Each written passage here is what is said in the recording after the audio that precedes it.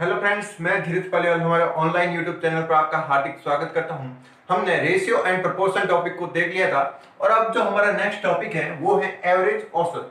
क्या होता है ये एवरेज औसत? क्या होता है औसत? यानी जो हमें कुल संख्याएं दे रखी हैं उन संख्याओं का जोड़ यानी योग, राशियों का योग बटा राशियों की संख्या।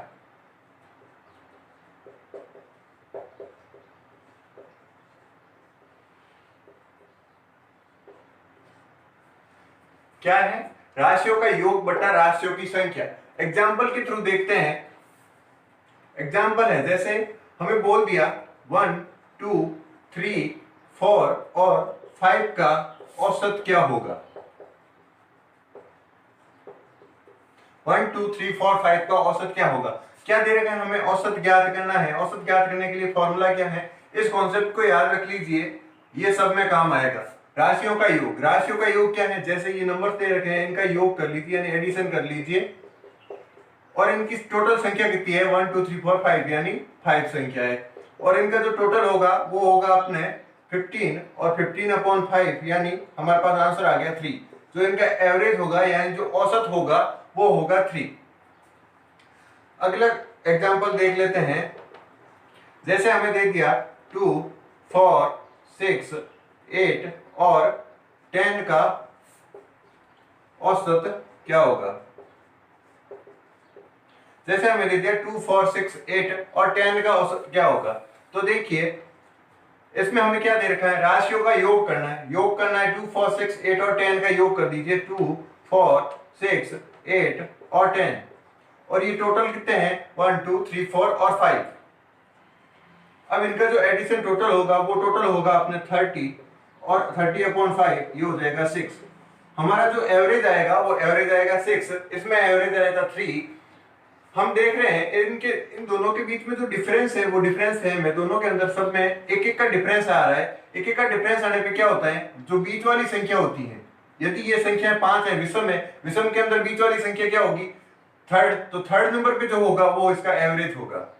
ये कॉन्सेप्ट है, एक तरह से हम इसका यूज कर सकते हैं। जैसे इसमें भी अपना जो डिफरेंस है इन दोनों का 2 है, इन दोनों का भी 2 है, इन दोनों का भी 2 है और इनका भी 2 है। जब डिफरेंस सेम हो और जो संख्याएं हैं विषम है, विषम यानी 5, 1, 3, 5, 7 ऐसी कुछ संख्याएं हो, 1, 2, 3, 4, 5, यहाँ पे 5 है। 5 के अंदर बीच वाली संख्या कौन सी होती है? वो होती है तीसरी। दो इधर से छोड़ दो और जो बीच वाली संख्या होगी वो एवरेज होगी। यहाँ से डायरेक्ट भी हम फाइंड कर सकते हैं कि एवरेज क्या होता है। उसके अलावा अगर फॉर्मूले से ज्ञात करना हो तो फॉर्मूले से ही होते हैं। अगर हम मान लीजिए यहाँ पे संख्या हमें दे रखी होती 1, 2, 3, 4 और 5 और 6 यानी ये हमें 6 संख्याएं दे रखी हैं और इनके अंदर डिफरेंस भी सेम है, 1 1 का डिफरेंस है।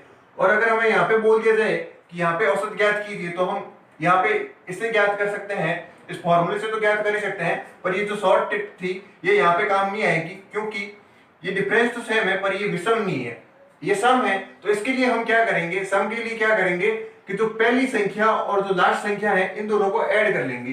पहली संख्या और लास्ट संख्या को ऐड करके 2 से भाग दे देंगे यानी 7/2 ये हो जाएगा अपने 3.5। इनका जो एवरेज आएगा वो 3.5 आएगा।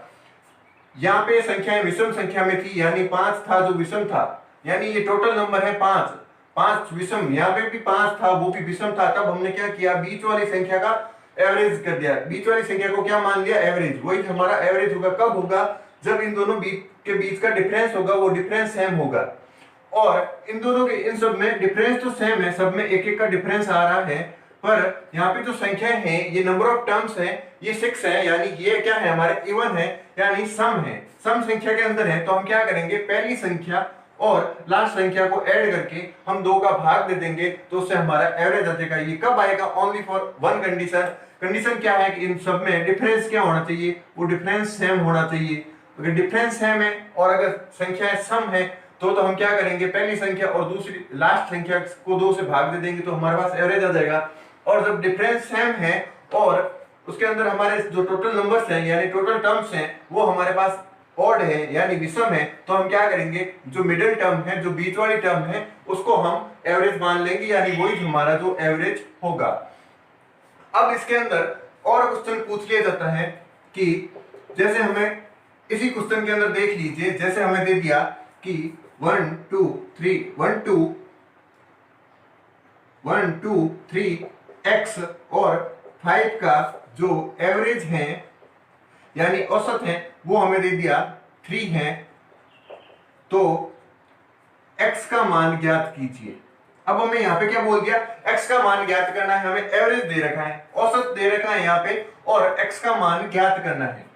तो सबसे पहले हम क्या करेंगे कि हमें औसत ज्ञात करने के लिए क्या फॉर्मूला यूज करते हैं। औसत हमें दे रखा है यहाँ पे 3, तो 3 बराबर क्या कर देंगे, राशियों का योग। राशियां यहाँ पे क्या है, ये राशियां हैं 1 2 3 x और 5, ये राशियां हैं। और यहाँ पे टोटल टर्म्स कितनी है, यानी टोटल राशियां कितनी है 1 2 3 और 5 राशियां हैं। क्या करेंगे, यहाँ से क्रॉस मल्टीप्लाई कर देंगे। क्रॉस मल्टीप्लाई करने पे यहाँ पे नीचे 1 है तो ये 3 और 5 मल्टीप्लाई हो जाएंगे, और ये सामने सीधा का सीधा रह जाएगा। 3 और 5 मल्टीप्लाई हो जाएंगे 15, और यहाँ पे ये जो इसका सम होगा 5 और 3 8 2 10 और 1 11 प्लस x। क्या आ गया यहाँ पे, ये जो x है इस x को इसके साथ जोड़ेंगे तो 11 प्लस x हो जाएगा, और ये 11 इधर आ जाएगा तो ये हो जाएगा 15 माइनस 11 बराबर x, यानी x की वैल्यू हमारे पास आ गई 4। पहले ये जो क्वेश्चन किया था इसमें हमें क्या ज्ञात करना था, औसत ज्ञात करना था, और इसमें कोई एक हमें संख्या पूछ ली कोई बीच में से उठा के। इसमें औसत ज्ञात करना था तो फॉर्मूला लगाया, क्या किया, राशियों का योग कर दिया, और उसके बाद में राशियों की संख्या जितनी है, कितनी टर्म्स है 5 टर्म्स है, उसे भाग दे दिया तो हमारे पास एवरेज आ गया। इसमें हमें क्या कर दिया, एवरेज तो दे दिया पर हमें कोई एक संख्या पूछ ली, यानी ये 4th नंबर वाली संख्या पूछ ली कि ये संख्या क्या होगी जिसका एवरेज 3 है। तो हमने क्या किया कि इन संख्याओं को जोड़ दिया और उसको एवरेज के बराबर रख दिया, और नीचे भाग किसे दे दिया, राशियों की टोटल संख्या है, यानी कितनी टर्म्स है, यहाँ पे कितनी टर्म्स है 1 2 3 और 5 टर्म्स है, उससे भाग दे दिया, और भाग देके हमने क्या कर दिया, क्रॉस मल्टीप्लाई करके हमने x का मान ज्ञात कर दिया। और जो वही हमें पूछ रखा था कि ये चौथी संख्या क्या आएगी या फिर x क्या होगा, उस x का मान हमने ज्ञात कर लिया। जो हमारे पास x का मान आया वो आया 4।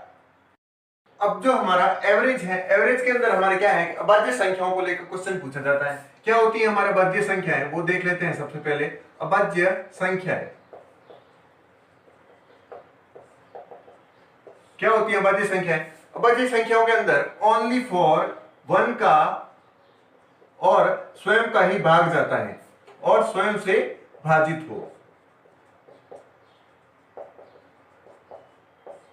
इसके अंदर किसका भाग जाएगा, या तो 1 का जाएगा या फिर खुद का जाएगा, इसके अलावा किसी और का भाग ही नहीं जाएगा, तो हमारा क्या हो जाएगी, अभाज्य संख्या है। अब हमें पूछ लिया जाए क्या 1 भी अभाज्य संख्या है, क्योंकि इसके अंदर 1 का और स्वयं का ही भाग जाता है, 1 खुद का ही भाग जाता है। नहीं, ना तो ये अभाज्य संख्या है ना ही ये भाज्य संख्या है। इसको हम अभाज्य और भाज्य दोनों संख्याओं में शामिल नहीं करेंगे, ये अलग ही रहता है। तो सबसे पहले देखिए हमारे अभाज्य संख्या कहां से स्टार्ट होगी, अभाज्य संख्या हमारे 2 से स्टार्ट होगी। 2 के अंदर खुद का और 1 का ही भाग जाता है। इसके बाद में क्या आएगा, 3 के अंदर खुद का और 1 का ही भाग जाता है। इसके बाद क्या आएगा, 5 7 11 13 17 19 23 और 29।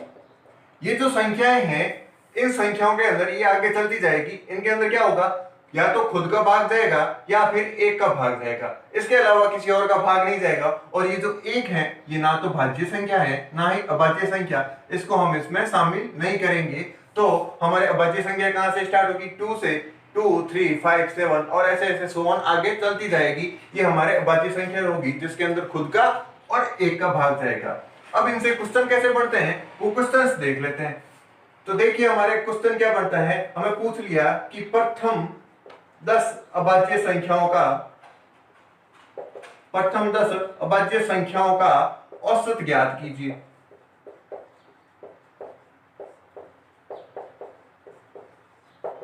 क्या पूछा हमें, प्रथम 10 अभाज्य संख्याओं का औसत ज्ञात कीजिए। ये देखिए ये संख्या कितनी है, 1 2 3 4 5 6 7 8 9 और 10। ये जो 10 संख्या है इनका ही हमें औसत पूछा है, क्योंकि प्रथम 10 अभाज्य संख्या कौन सी है, यही है 29 तक, यानी 1 से 30 तक के बीच में जो अभाज्य संख्या आएगी वो हमारे यही होगी।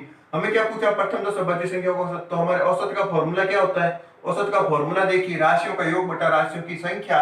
यहाँ पे राशियां क्या है हमारे पास, ये है जो अभाज्य संख्या है प्रथम 10, और इनका हमें क्या करना है, योग करना है। तो क्या हो जाएगा 2 3 5 7 11 13 17 19 23 और 29, इनका योग करके हमें क्या करना होगा, किसका भाग देंगे, हम राशियों की संख्या, राशियों की टोटल संख्या कितनी है 10 है, तो हम 10 से भाग दे देंगे और इनका जो टोटल होगा वो टोटल होगा हमारे पास प्रथम 10 अभाज्य संख्याओं का जो टोटल होता है वो होता है 129, या फिर इसे ऐड करके देख लेंगे, या फिर अगर हमें याद हो तो डायरेक्ट लिख दीजिए, डायरेक्ट टोटल होता है वो होता है 129 और इसके अंदर 10 का भाग चला जाएगा, 10 का भाग जाएगा तो ये हो जाएगा 12.9। ये जो 12.9 मान आएगा वो क्या होगा, हमारे प्रथम 10 अभाज्य संख्याओं का क्या होगा, औसत होगा। क्या होती है अभाज्य संख्याएं वो हमने देख ली, जिसके अंदर 1 का और स्वयं से ओनली फॉर भाजित हो, या फिर ओनली खुद का और 1 का ही भाग जाए। और हमारे पास पहली 10 अभाज्य संख्या क्या है, ये है हमारे पहले 10 अभाज्य संख्या। इसके अंदर हमें क्या पूछा कि पहले 10 अभाज्य संख्याओं को औसत ज्ञात कीजिए। औसत ज्ञात करना था, क्या किया हमने, इन पहले 10 अभाज्य संख्याओं को लिखकर इनको क्या कर दिया, जोड़ दिया। जोड़ के अंदर इसके अंदर किसका भाग देंगे, जितनी ये संख्या है उसका भाग दे दो, उसका भाग दिया तो हमारे पास क्या आया 12.9। प्रथम 10 अभाज्य संख्याओं को जो योग होता है वो 129 होता है। अगर याद नहीं हो तो हम इसे 1 by 1 ऐड करके हम टोटल निकाल के उसके अंदर 10 का भाग दे सकते हैं, तो जो हमारे पास आएगा औसत वो आएगा 12.9। अब हमें इसी क्वेश्चन के अंदर एक और क्वेश्चन पूछ लिया जाए कि 1 से 30 तक, 1 से 30 के बीच या फिर 30 तक आने वाली अभाज्य संख्याओं का औसत क्या होगा, का औसत ज्ञात करना है। औसत ज्ञात करना है 1 से 30 के बीच आने वाले अभाज्य संख्याओं का औसत। तो सबसे पहले देखिए ये जो हमारे संख्या है ये 1 से 30 के बीच आती है, ना तो 30 अभाज्य होगी ना 1 अभाज्य होगी, इनके बीच में कौन सी आएगी, यही आएगी और यही आएगी। इनका औसत हमने यहाँ पे ज्ञात कर लिया, औसत ज्ञात कर लिया। 1 से 30 के बीच की अभाज्य संख्या कौन सी है, यही सेम 2 3 5 7 11 13 17 19 23 और 10। इससे हमारा एक और क्वेश्चन क्लियर हो गया कि 1 से 30 के बीच आने वाली अभाज्य संख्या का औसत क्या होगा, वो भी 12.9 ही होगा, क्योंकि ये सेम ही औसत निकलेगा। क्योंकि ये क्वेश्चन पूछो और ये क्वेश्चन पूछो, दोनों क्वेश्चन सेम है। यहाँ से एक और क्वेश्चन क्लियर होता है कि 1 से 30 के बीच में कितनी अभाज्य संख्याएं आती हैं, तो वो आती है हमारे पास 10। 1 से 30 के बीच कितनी अभाज्य संख्या आएगी, 10 आएगी, 1 से 30 के बीच में।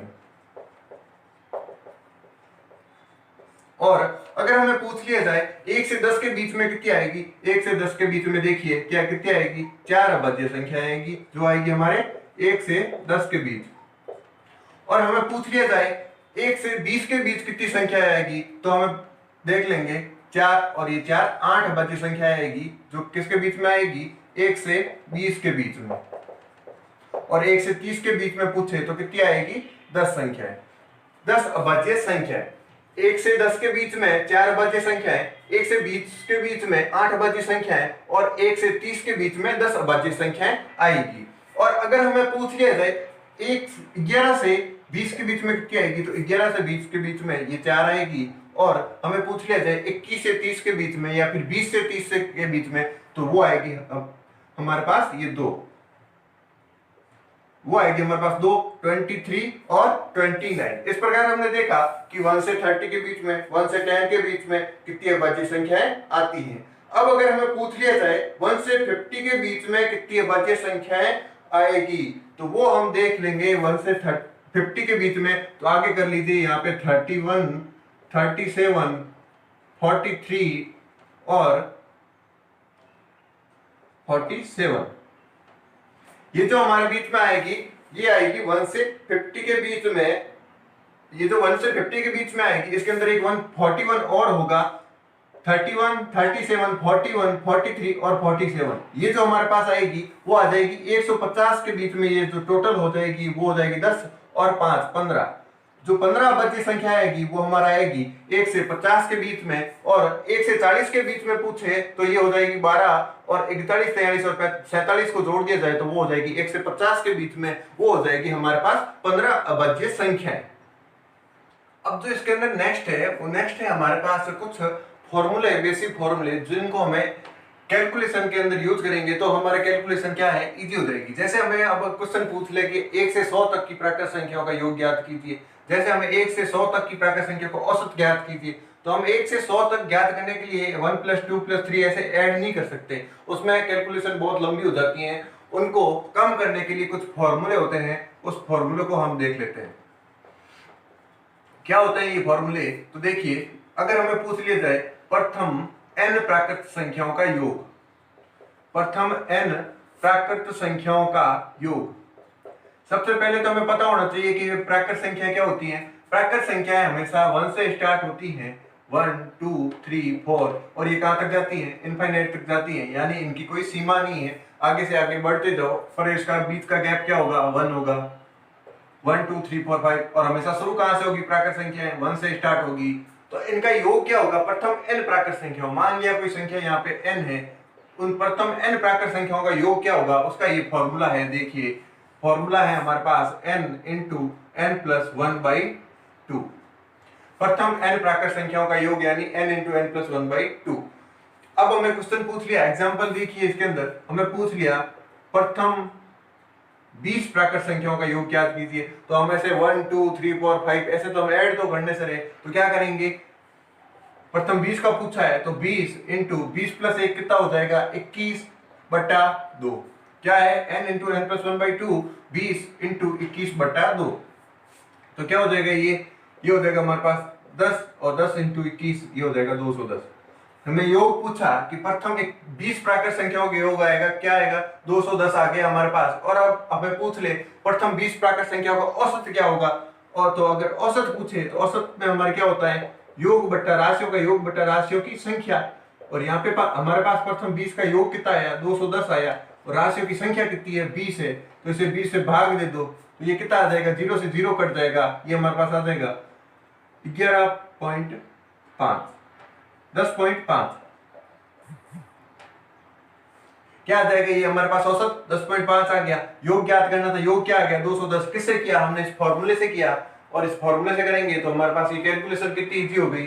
तो हमें क्या होना चाहिए? याद होना चाहिए फॉर्मूला, प्रथम n प्राकृत संख्याओं का योग क्या होगा? n × n + 1/2।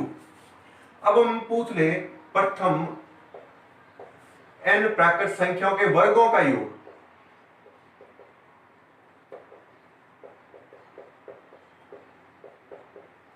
क्या होता है ये वर्गों का योग?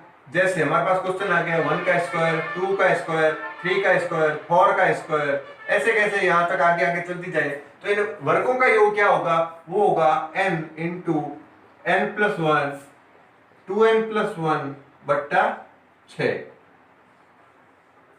क्या होगा? n × n + 1, 2n + 1/6। जैसे हमें कुछ प्राकृत संख्याओं के वर्गों का योग कीजिए, 4 प्राकृत संख्याओं के वर्गों का योग क्या हो जाएगा? n की जगह आ जाएगा 4, और n + 1 की जगह आ जाएगा 5, और 2n + 1 की जगह यानी 4 दूनी 6, 4 दूनी 8, और 1 9 आ जाएगा, और उसके बाद में नीचे कितना आ जाएगा? 6 आ जाएगा। ये 2 से कटेगा, 2 दूनी 4, 2 तिया 6, और ये 3 का भाग 9 के अंदर जाएगा 3 बार, तो ये हो जाएगा हमारे पास 2 × 5 × 3, यानी ये हो जाएगा 30। यानी प्रथम n प्राकृत संख्याओं के वर्गों का योग कितना आ गया? 30। क्या होता है ये प्राकृत संख्या वर्गों का योग? जैसे 1 का स्क्वायर + 2 का स्क्वायर, 3 का स्क्वायर और 4 का स्क्वायर, ये हमें पूछा था। और ये n तक जाए तो ये n तक dot dot dot n square तक जा सकती है, और n स्क्वायर तक का फॉर्मूला क्या है? n × n + 1, 2n + 1/6। और हमें 4 तक का पूछा था, तो हमें कितना ज्ञात करना था? 1 स्क्वायर, 2 स्क्वायर, 3 स्क्वायर और 4 स्क्वायर का योग ज्ञात करना था, यानी इनको जोड़ना था। देखिए, ये 1 स्क्वायर का 1 + 2 स्क्वायर का कितना होता है? 4, 3 स्क्वायर का कितना होता है? 9, 4 स्क्वायर का कितना होता है? 16। इन सबको जोड़िए, ये हो जाएगा 30, और ये योग होता है हमारे पास 30, जो हम इस फॉर्मूले से इजी कैलकुलेशन कर सकते हैं। अब हमें ये तो 4 था, 4 तक का था तो हमने जोड़ के ज्ञात कर लिया, पर ये हमें 20 तक, 50 तक, 100 तक का पूछ ले तो हमें इस फॉर्मूले के अंदर रख के ज्ञात करना है। तीसरा है प्रथम n प्राकृत संख्याओं के घनों का योग ज्ञात कीजिए। तो घनों का योग क्या होता है? प्रथम n प्राकृत संख्याओं के घनों का योग ज्ञात करना है। तो घनों का योग क्या होता है? घनों का योग ये होता है, ये n × n + 1/2 का स्क्वायर। इस टोटल का क्या कर देंगे? स्क्वायर कर देंगे, यानी जो n प्राकृत संख्याओं का योग आता है उसका स्क्वायर कर देंगे, तो हमारे पास क्या आ जाएगा? घनों का योग। क्या होता है ये घनों का योग? ये होता है हमारे पास 1 का क्यूब, 2 का क्यूब, 3 का क्यूब, 4 का क्यूब। इस प्रकार हमें पूछता है तो हमें n संख्या तक पूछ ले तो ये वर्गों का योग ज्ञात कर सकते हैं। जैसे हमें पूछ लिया प्रथम 3 प्राकृत संख्याओं के घनों का योग, तो इस फॉर्मूले के अंदर रखते हैं, देखते हैं n की वैल्यू क्या आई है हमारे पास। n की वैल्यू 3 आ गई। 3 इंटू 3 प्लस 1 क्या हो जाएगा 4/2 का स्क्वायर। ये 2 से 4 गया 2 बार और 3 दूनी 6 का स्क्वायर हो जाएगा। 6 का स्क्वायर होता है हमारे पास 36, यानी प्रथम 3 प्राकृत संख्याओं के घनों का योग कितना आ जाएगा हमारे पास 36। ऐसे अगर हमें बड़ा क्वेश्चन पूछ ले 50 तक की संख्याओं का घनों का योग, तो वो 50 इंटू 51/2 का स्क्वायर हो जाएगा। तो यहाँ पे 3 का पूछा था, देखिए हम वेरीफाई कर देते हैं इस फॉर्मूले को। 1 का क्यूब कितना होता है 1, 2 का क्यूब कितना होता है 8, 3 का क्यूब होता है 27। 1 और 8 9, 9 प्लस 27 होता है हमारे पास 36। अब ये तो हमारे पास छोटा था, 3 संख्याओं का एक पूछा था तो हमने डायरेक्ट कर लिया, पर ये संख्याएं आगे बड़ी तक पूछ ले, 50 तक पूछ ले, 60 तक पूछ ले, 100 तक पूछ ले, तो हम इस फॉर्मूले के अंदर रख के देखेंगे। और अब हम इसके औसत के क्वेश्चन कैसे आते हैं वो देख लेते हैं। इसके अंदर तो हमने देख लिया था प्रथम n प्राकृत संख्याओं का योग, यानी पहली 20 संख्याओं का औसत ज्ञात करना था। 20 का औसत ज्ञात करना था, हमने कैसे किया था कि इसके अंदर योग ज्ञात किया। योग कैसे किया 20 into 21/2 n into n plus 1/2। औसत ज्ञात करने के लिए क्या करेंगे, जितनी संख्या दे रखी है उसे हम भाग दे देंगे। तो 210 के अंदर 20 का भाग दे दिया तो हमारे पास औसत क्या आ गया 10.5। अब हमें यहाँ पे पूछा था, यहाँ पे हम देखते हैं प्रथम n प्राकृत संख्याओं के वर्गों का योग ही हमारे पास फॉर्मूला होता है। अब हमें यहाँ पे पूछ ले इनका औसत ज्ञात कीजिए। प्रथम 4 प्राकृत संख्याओं के वर्गों का के योग का या वर्गों का औसत ज्ञात करना है। औसत ज्ञात करना है तो क्या करना है हमें 1 का स्क्वायर, 2 का स्क्वायर, 3 का स्क्वायर और 4 के स्क्वायर का क्या करना है औसत ज्ञात करना है। इसका औसत ज्ञात करना है तो हम क्या करेंगे, सबसे पहले इनका योग करेंगे। योग कैसे करेंगे 1 का स्क्वायर, 2 का स्क्वायर, 3 का स्क्वायर और 4 का स्क्वायर, और भाग किसे देंगे, ये कितनी संख्या है 1 2 3 और 4, 4 से भाग दे देंगे। अब हमें औसत ज्ञात करना है और इन संख्याओं का योग ज्ञात करना है। वो योग ज्ञात करने के लिए फॉर्मूला हमने ये यूज किया था। उस फॉर्मूले के अंदर इसका मान क्या आया था हमारे पास 30, और 30 को हम 4 से भाग दे देंगे तो क्या आ जाएगा हमारे पास, ये आ जाएगा 7.5।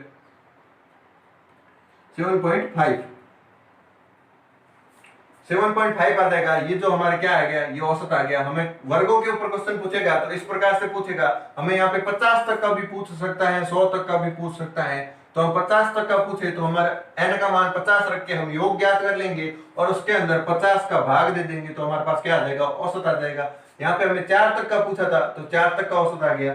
अब इसके अंदर घनों के योग के अंदर क्या है, अब हमें पूछा है यहाँ पे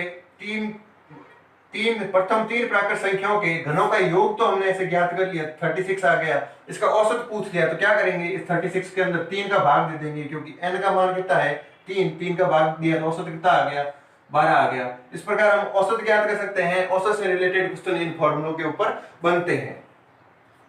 अब जो नेक्स्ट फॉर्मूला है वो है प्रथम n सम संख्याओं का योग।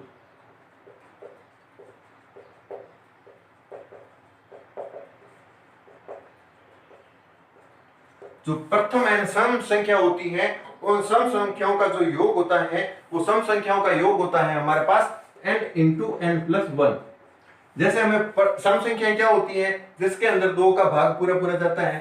सम संख्या क्या होती है 2 4 6 8 10, ये हमारी सम संख्या होती है। और जिसके अंदर 2 का भाग नहीं जाता वो हमारी क्या होती है विषम संख्या है। अगर हमें क्वेश्चन पूछ ले कि प्रथम n विषम संख्याओं का औसत, विषम संख्याओं का योग पूछे, योग का फॉर्मूला क्या हो जाएगा n का स्क्वायर। और अगर हमें यहाँ पे देखिए प्रथम n सम संख्याओं का अगर योग पूछा तो formula n into n plus 1, और इसका औसत पूछा तो औसत पूछेंगे तो क्या करेंगे हम, जैसे हमें पूछ लिया प्रथम 5 सम संख्याओं का औसत ज्ञात कीजिए, तो सबसे पहले औसत का फॉर्मूला क्या होता है राशियों का योग बटा राशियों की संख्या। तो योग यहाँ से ज्ञात कर लेंगे। योग क्या होगा n इंटू n प्लस 1, और राशियों की संख्या कितनी होगी n ही होगी, तो n से n कट जाएगा। तो औसत का भी अगर फॉर्मूला याद रखना चाहे तो क्या हो जाएगा n प्लस 1 हो जाएगा। प्रथम n सम संख्याओं का औसत क्या हो जाएगा n प्लस 1 हो जाएगा हमारे पास। और प्रथम n विषम संख्याओं का औसत पूछे तो देखिए औसत का योग का फॉर्मूला औसत होता है योग बटा संख्या। योग बटा संख्या होती है, योग कितना आएगा n विषम संख्याओं का योग आएगा n स्क्वायर, और जो औसत संख्याएं कितनी होगी n होगी, तो ये n स्क्वायर बटा n होगा। n से 1 स्क्वायर चला जाएगा तो किसी क्या बचेगा n। योग पूछे तो n स्क्वायर और औसत पूछे तो n। यहाँ से हमारे दो दो क्वेश्चन क्लियर हो जाते हैं और सबके अंदर दो दो टाइप के क्वेश्चन, योग का क्वेश्चन और औसत का क्वेश्चन, योग का क्वेश्चन और औसत का क्वेश्चन सबके अंदर क्लियर हो जाता है। जैसे हमें पूछ लिया प्रथम 5 विषम संख्याओं का औसत ज्ञात कीजिए। विषम संख्याओं का औसत ज्ञात करना है तो क्या करेंगे, हम सीधा लिख देंगे प्रथम 5 विषम संख्याओं का औसत क्या होगा, 5 ही होगा। क्यों होगा 5? हमें देखिए यहाँ पे औसत का फॉर्मूला क्या है, n, और n की जगह क्या आ रहा है 5, तो डायरेक्ट क्या हो जाएगा 5। और अगर हम इसे फॉर्मूले से ज्ञात करना चाहें तो देखिए योग क्या होता है, औसत होता है राशियों का योग बटा राशियों की संख्या। राशियों का योग प्रथम 5 संख्या क्या होती है 1, 3, 5, 7 और 9, और इसका योग करके हम किसका भाग देंगे 5, इनको टोटल करेंगे तो ये आएगा 25 बटा 5 यानी 5। एक ये तरीका हो गया, एक ये तरीका हो गया, और एक अगला तरीका है। इसके अंदर देखिए हमें क्या दे रखा है, प्रथम n विषम संख्याओं का औसत कितना होता है n स्क्वायर, तो प्रथम 5 विषम संख्याओं का औसत कितना होगा 5 का स्क्वायर, और भाग किसका देंगे हम संख्या, टोटल संख्या कितनी है 5, इसका 5 के स्क्वायर के अंदर कितना होता है 25, 25 के अंदर 5 का भाग दिया, ये आ जाएगा 5। तीन तरीकों से हमने इस क्वेश्चन को देख लिया है और ये सभी क्वेश्चन हम तीन तीन तरीकों से देख सकते हैं। इसी प्रकार हमें प्रथम n सम संख्याओं का योग पूछे तो वो हो जाएगा n इंटू एन प्लस 1, और प्रथम n विषम संख्याओं का औसत पूछे तो वो तो हो जाएगा n, और योग पूछे तो वो योग हो जाएगा n स्क्वायर। इस प्रकार इन फॉर्मूलों के ऊपर क्वेश्चन पूछते हैं, क्योंकि लंबी लंबी कैलकुलेशन होती है वो हम इस फॉर्मूलों के आधार पर ही सॉर्ट कर सकते हैं। अब जो हमने अभी फॉर्मूले देखे थे उस फॉर्मूलों पर आधारित जो क्वेश्चन होते हैं उन क्वेश्चन को देखेंगे। उसके अंदर हमारा पहला क्वेश्चन है प्रथम 50 प्राकृत संख्याओं का औसत ज्ञात कीजिए। प्रथम 50 प्राकृत संख्याओं का क्या करना है, हमें औसत ज्ञात करना है। तो प्रथम 50 प्राकृत संख्याओं का औसत ज्ञात करने के लिए हम क्या करेंगे, औसत का फॉर्मूला क्या होता है हमारे पास, राशियों का योग बटा राशियों की संख्या, यानी राशियों का योग बटा राशियों की संख्या, ये हमारा फॉर्मूला है। तो फॉर्मूले के अंदर हम क्या करेंगे 50 प्राकृत संख्या, पहली 50 प्राकृत संख्या क्या होगी 1, 2, 3, 4, ये कहां तक जाएगी 50 तक, इनको ऐड करना है। और प्रथम 50 प्राकृत संख्या, संख्या दे रखी है हमें कितनी है 50, 50 से क्या कर देंगे भाग दे देंगे, योग क्या होगा ये योग और ये संख्या। अब हम क्या करेंगे, देखिए हमने अभी पढ़ा कि फॉर्मूला क्या था प्रथम n 50 प्राकृत संख्याओं का योग ज्ञात करने का, n इंटू एन प्लस 1/2, और इसके अंदर हमें 50 प्राकृत संख्या है तो क्या कर देंगे हम 50 से भाग दे देंगे। पर अगर हम इसे ऐड करते हैं डायरेक्ट, तो ऐड तो इतना लंबा करना और कैलकुलेशन मुश्किल है, तो हम इस फॉर्मूले का यूज कर लेते हैं। इस फॉर्मूले का यूज करेंगे तो फॉर्मूले का यूज करने पे n की वैल्यू क्या आ जाएगी 50, तो 50 इंटू ये n प्लस 1 यानी 51, 50 प्लस 1 51 बट्टा 2, और होल बट्टा कितना आ जाएगा 50। अब देखिए ये 2 है वो नीचे आ जाएगा, इसके अंदर गुणा हो जाएगा, तो ये हो जाएगा 50 इंटू 51 बट्टा 50 इंटू 2, ये 50 से 50 चला जाएगा, ये हो जाएगा हमारे पास 51 बटा 2, और ये हो जाएगा हमारे पास 51 के अंदर 2 का भाग देंगे तो ये हो जाएगा 25.5। हमारा जो औसत आएगा इन प्रथम 50 प्राकृत संख्याओं जो औसत आएगा वो आएगा हमारे पास 25.5। इसका जो दूसरा मेथड है, ये तो था पहला मेथड, दूसरा मेथड बता दूं, इन सबके अंदर डिफरेंस कितना है, 1 का डिफरेंस है सबके अंदर, 1 का डिफरेंस है, और ये संख्या कितनी है 50। 50 क्या होती है सम संख्या होती है, सम संख्या होगी तो इसके अंदर हम क्या करेंगे, पहली और अंतिम संख्याओं को जोड़ के 2 का भाग दे देंगे। पहली संख्या क्या है 1 और अंतिम संख्या क्या है 50। औसत क्या हो जाएगा, अगर संख्या सम है तो औसत देखिए संख्या क्या हो जाएगा 1 प्लस 50/2, यानी पहली संख्या और अंतिम संख्या को जोड़ के 2 का भाग दे दो, यानी 51 बटा 2 कर दो, कितना हो जाएगा 25.5।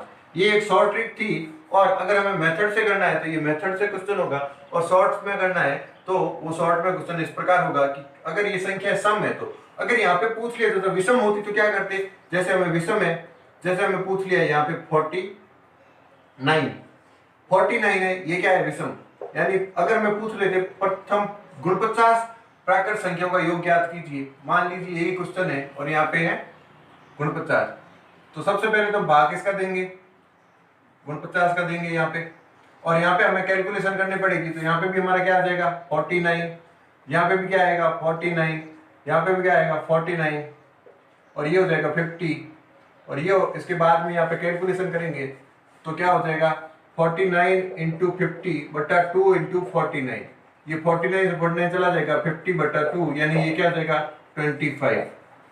पर अगर हमें यहाँ पे शॉर्ट ट्रिक से करना है, ये तो था मेथड से, अब हमें इसे शॉर्ट ट्रिक से करना है तो क्या करेंगे, सबसे पहले सम के लिए तो ये था, ये ट्रिक थी, और अगर ये संख्या विषम है 49 तो इसके लिए क्या ट्रिक होगी, इन सबके अंदर बीच वाली संख्या देख लो, बीच वाली संख्या क्या होगी, या फिर इसको भी क्या करो, पहले को और लास्ट को जोड़ के भाग दे दो, जोड़ के भाग दिया, क्या किया, पहली संख्या क्या आई हमारे पास 1 थी और लास्ट संख्या क्या है 49, इनको जोड़ो और 2 का भाग दे दो, कितना हो गया 50 बटा 2 यानी 25। और अगर हम जोड़ के भाग नहीं देना चाहे तो बीच वाली संख्या क्या होगी, इन दोनों के बीच वाली संख्या होगी 25 और वो 25 ही हमारा आंसर होगा। ठीक है, इस प्रकार हम अगर डिफरेंस सेम है तो हम ये इस प्रकार आंसर निकाल सकते हैं। सम होगी तो ये पहली और अंतिम जोड़ के, और विषम होगी तो बीच वाली संख्या आंसर होगी बस। और इस प्रकार ये था हमारा पहले फॉर्मूले के ऊपर क्वेश्चन। अब जो हमारा है दूसरे फॉर्मूले के ऊपर हम क्वेश्चन देखते हैं, तो हमें पूछ लिया प्रथम 30 प्राकृत संख्याओं के वर्गों के योग का औसत क्या होगा, या औसत ज्ञात कीजिए। हमें क्या बोला, प्रथम 30 प्राकृत संख्याओं के वर्गों के योग का औसत, तो प्रथम 30 प्राकृत संख्याओं का औसत ज्ञात करना है। औसत क्या होता है हमारे पास, राशियों का योग बट्टा राशियों की संख्या, यानी योग बट्टा संख्या। तो राशियों का योग क्या होगा, क्या बोल रखा है, संख्या के वर्गों का योग, वर्ग क्या होगा, संख्या 1 का स्क्वायर, 2 का स्क्वायर, 3 का स्क्वायर, इस प्रकार कहां तक जाएगा 30 के स्क्वायर तक जाएगा। और ये संख्या क्या होगी, टोटल संख्या कितनी है 30, यानी ये 30। अब हम इस प्रत्येक का वर्ग निकाले, वर्ग निकाल के सबको जोड़े तो उसमें कैलकुलेशन लंबी हो जाएगी। तो क्या करेंगे, हम फॉर्मूला यूज कर देंगे। वर्गों के योग का फॉर्मूला क्या था, n into n plus 1, formula था हमारे पास n into n plus 1, 2n plus 1 by 6। वर्गों के योग का फॉर्मूला ये था हमारे पास। इसके अंदर हमारे पास n की वैल्यू कितनी है 30 है, तो यहाँ पे रखिए 30 इंटू 30 प्लस 1 कितना हो जाएगा 31 हो जाएगा, और 2 इंटू 30 हो जाएगा 60 और 1 हो जाएगा ऐड, तो ये हो जाएगा 61 अपॉन जो ये आ जाएगा 6 अपॉन आ जाएगा हमारे 6, और 1 अपॉन क्या आ जाएगा, टोटल संख्या कितनी है 30 है हमारे पास, तो 30 है, तो यहाँ पे हम क्या कर देंगे, इस 30 से भाग दे देंगे, तो 30 से भाग देंगे तो ये हो जाएगा हमारे पास 30 भाग दिया। अब आगे इसको सॉल्व करेंगे तो ये संख्या नीचे आ जाएगी, इसके साथ गुणा हो जाएगी, और अगर इसके नीचे भी कुछ होता तो वो जाके इस पहले वाले के साथ गुणा हो जाती, पर इसके नीचे कुछ है नहीं, तो ये संख्या इधर आके नीचे गुणा हो जाएगी, तो ये हो जाएगा 30 इंटू 31 इंटू 61 अपॉन 6 इंटू 30। अब ये 30 है, 30 से 30 चला जाएगा। अब इस 31 को 61 से मल्टीप्लाई करेंगे तो ये हो जाएगा हमारे पास 31 इंटू 1 और इसके ऊपर ये चलेगा जाएगा 3, 31 इंटू 6 हो जाएगा, ये आ जाएगा अपने पास 8191 अपॉन 6, यानी ये इसको मल्टीप्लाई करेंगे 31 को 61 से मल्टीप्लाई करेंगे तो हमारे पास आएगा 1891। तो इसके बाद हम 6 से भाग देंगे और इस 1891 को 6 से भाग देंगे तो हमारे पास जो आंसर आएगा वो आएगा हमारे पास 315.6। हमारे पास जो आंसर आएगा वो आएगा 315.16। इस प्रकार हमने पहले फॉर्मूले पे और दूसरे फॉर्मूले पे क्वेश्चंस को देख लिया है। अब जो हमारा नेक्स्ट क्वेश्चन है वो हमारे तीसरे फॉर्मूले पर आधारित है। हमने 30 फॉर्मूले को देखा था, वो था घनों का योग, प्रथम n प्राकृत संख्याओं के घनों का योग। तो हमें पूछ लिया प्रथम 20 प्राकृत संख्याओं के घनों का औसत क्या होगा।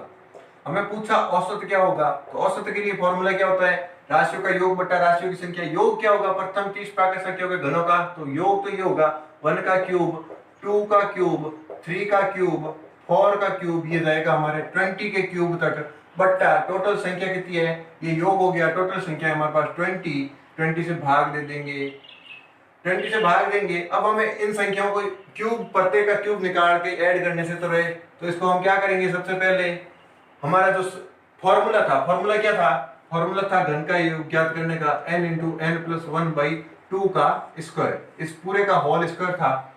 तो इसका होल स्क्वायर निकालेंगे तो कितनी है, n का मान हमारे पास 20 है और n+1 का मान हो जाएगा 21, यानी 20 × 21/2 का स्क्वायर और बट्टा हमारे पास हो जाएगा 20। अब हम इसका सॉल्व करेंगे तो ये 20 से 2 से 20 चला जाएगा 10 बार, ये हो जाएगा हमारे पास 210 × 210 हो जाएगा और इसका स्क्वायर हो जाएगा 210 का स्क्वायर बट्टा 20। क्या है हमारे पास 210 का स्क्वायर बट्टा 20, तो ये हो जाएगा 210 × 210/20, यानी 0 से 0 चला गया और 210 के अंदर 2 का भाग देंगे तो ये चला जाएगा हमारे पास ये 105, और इस 105 को 21 से मल्टीप्लाई करेंगे तो हमारे पास आंसर आएगा 2205। हमारा औसत क्या आएगा 2205। कैसे ज्ञात किया हमने, सबसे पहले इस फॉर्मूले के अंदर मान रख दिया, ये जो योग ज्ञात करना था, योग का फॉर्मूला ये होता है, इस योग के अंदर मान रख दिया और उसको 20 से भाग दे दिया, क्योंकि राशियों का योग बटा राशियों की संख्या है, राशियों की संख्या कितनी है 20, और इसको सॉल्व किया, आगे हमने सॉल्व किया तो ये 2 से 20 चला गया 10 बार और 210 का स्क्वायर हुआ, 210 का स्क्वायर 210 × 210, उसके अंदर 20 का भाग दिया, 0 से 0 चला गया, 210 के अंदर 2 का भाग दिया तो ये 105 बार गया और 105 को 21 से गुणा किया तो ये हो जाएगा 2205। प्रथम 50 सम संख्याओं का योग ज्ञात कीजिए, सम संख्याओं का औसत ज्ञात कीजिए। अब प्रथम 50 सम संख्याओं को औसत ज्ञात करना है तो हमारे पास क्या होगा, प्रथम 50 सम संख्या क्या होती है 2 4 6 8, इसे लेके कहां तक जाएगी 100 तक जाएगी, तब हमारे पास क्या होगी प्रथम 50 सम संख्या होगी। इनका औसत ज्ञात करना है और हमें भाग किसका दे देंगे, हम 50 का भाग दे देंगे, क्यों हमारे पास संख्या कितनी है 50। अब प्रथम 50 सम संख्याओं को योग ज्ञात करने का हमने फॉर्मूला देखा था, फॉर्मूला क्या था n × n+1, और n × n+1 फॉर्मूला था, तो इसके अंदर n का मान कितना है 50, तो 50 × n+1 की वैल्यू देंगे 51, और ये तो योग आ गया हमारे पास, और नीचे ये जो 50 है इस 50 का भाग दे देंगे तो ये चला जाएगा 50 से 50, तो पीछे बच जाएगा 51। इसकी अगर शॉर्ट ट्रिक देखना चाहें कि शॉर्ट ट्रिक क्या है, ये तो पहला मेथड था मेथड से, और जो दूसरा मेथड है शॉर्ट ट्रिक वाला, वो शॉर्ट ट्रिक ये है कि जितनी भी संख्याओं का प्रथम 50 60 कितनी भी संख्याओं का औसत पूछ ले, सम संख्याओं का औसत पूछे, क्या करो उससे एक जोड़ दो, एक जोड़ के लिख दो, यानी 50 + 1 क्या हो जाएगा 51। यानी अगर हमें पूछ लिया प्रथम 10 सम संख्याओं का औसत तो क्या हो जाएगा 11, प्रथम 20 सम संख्याओं का औसत तो हो जाएगा हमारे पास 21, प्रथम 100 सम संख्याओं का औसत तो हो जाएगा हमारे पास 101, और प्रथम 25 औसत सम संख्याओं का औसत तो हो जाएगा हमारे पास 26। इस प्रकार हम क्या करेंगे, एक जोड़ के रख देंगे तो हम हमारे प्रथम वो जो भी n आएगा, यहाँ पे मान लो अगर पूछ ले प्रथम n सम संख्याओं का औसत क्या होगा, तो हो जाएगा हमारे पास n+1। क्या करना है हमें, ओनली फॉर 1 ऐड करना है। अब जो हमारा अगला क्वेश्चन है वो है अगला क्वेश्चन कि प्रथम 50 विषम संख्याओं का औसत ज्ञात कीजिए।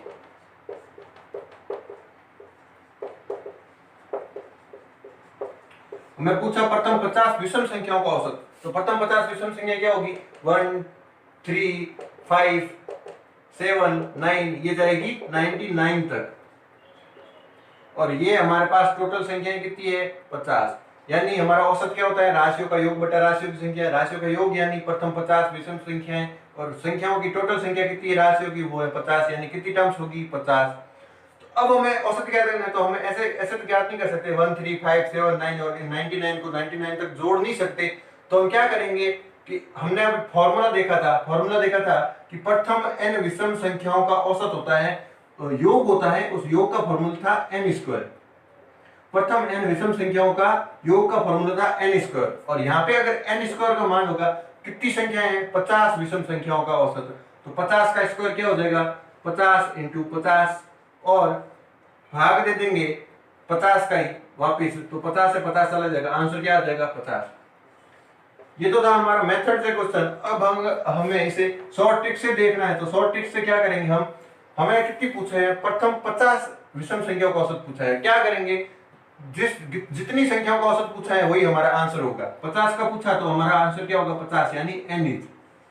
n का पूछा तो n, 100 का पूछा प्रथम 100 का तो 100, 200 का पूछा तो 200, 51 का पूछा तो 51, 26 का पूछा तो 26, यानी जो पूछे हमारा वही आंसर होगा। और सम के अंदर क्या होगा, उसको एक जोड़ देंगे। सम के अंदर हमें 50 का पूछा था तो क्या था औसत 51, और विषम के अंदर पूछे हमें तो क्या हो जाएगा 50, विषम संख्याओं का औसत, तो वही क्या हो जाएगा वापस 50। सम के अंदर n+1 फॉर्मूला मान लीजिए, यानी एक जोड़ के आंसर लिख दो और इसके अंदर जो दे रखा है वही आंसर लिख दो। इस प्रकार हमने अभी फॉर्मूले देखे थे, उन फॉर्मूलों पे जो औसत के क्वेश्चन बनते हैं उन औसत के क्वेश्चन को देख लिया है। और इस प्रकार अब जो हम अगली टाइप है वो नेक्स्ट वीडियो में करेंगे। और ये वीडियो आप देखिए इसे और बार बार देखिए, समझिए, और हमारे चैनल को सब्सक्राइब कीजिए और इस वीडियो को भी लाइक कीजिए और आगे शेयर कीजिए और हमारे साथ ऐसे ही बने रहिए। आपका बहुत बहुत धन्यवाद।